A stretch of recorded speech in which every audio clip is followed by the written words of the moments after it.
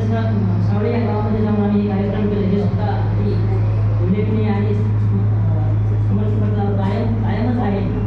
आणि यामध्ये आपल्या या देशामध्ये शिक्षण प्रणाली आर्थिक मॅनेजमेंटपासून ते प्राधान्यपर्यंतचा खूप मोठा मोलाचा वाटा आहे. यामध्ये प्रामुख्याने आपले मोरे सर असतील, आपल्या संस्थेचे सचिव बबनराव पाटील असतील, आंडे सर असतील आणि आपल्याला शिकून गेलेले आणि आता सध्या शिकवत असलेले या सर्वांचा एकदम मोठा वाटा आहे याच्यामध्ये. म्हणून इथून पुढे आपण जेव्हा इथून एक जीवनात सगळ्यात मोठं स्थित्यंतर आहे.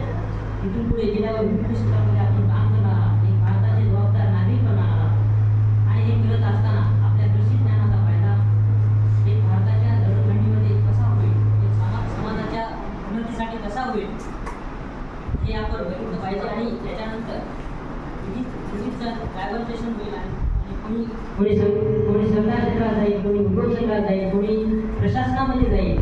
सर्वजण आपापल्या ठिकाणी आपल्या भारत मातेची सेवा करावी आणि कायमच एक ॲग्रिकल्चर म्हणून एक सर्वांना एक मदतीचा हात आपण द्यावा आणि कायमच आपल्या कॉलेजचं नाव मोठं करण्यासाठी म्हणून आपण त्याच्यासाठी प्रयत्नशील राहू. आता आपण एक कायम सातत्यानं म्हणत असतो बाबा राहुरीचे विद्यार्थी खूप लागतात, परंतु ते राहुरी हे तसं एक स्टिक असं ठिकाण आहे, परंतु तिथल्या विद्यार्थ्यांमुळे तुमचं नाव मोठं झालेलं आहे.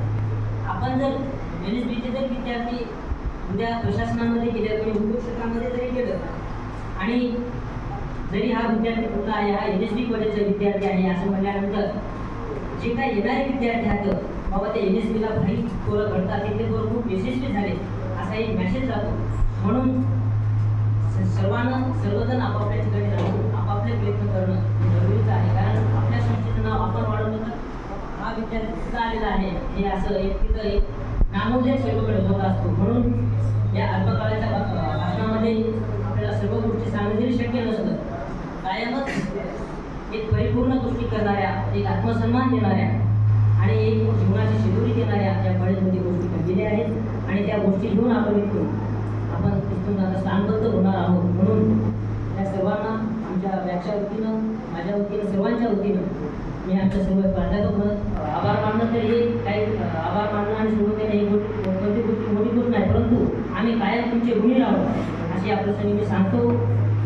आणि शेवटी 10वीच्या निरोप समारंभाच्या वेळेस मी एक गोष्ट सांगितली होती, 12वीच्या वेळी हीच सांगितली होती. आता ही छोटीशी गोष्ट सांगतो आणि माझ्या भाषणाची मी सांगता करतो. एक चित्रकार असतो आणि तो चित्रकार अगदी आपल्या चित्रपट शैली कलेमध्ये अगदी निपुण असतो, त्याला निपुण एकदम असतो. मग तो काय करत असतो, लहानपणी असताना एखादा गोंडस बाळाचं चित्र त्याला काढावं असतं, म्हणून तो अनेक बालकांच्या शोधात मध्ये असताना सुंदर एका बाळाचं चित्र रेखाटतो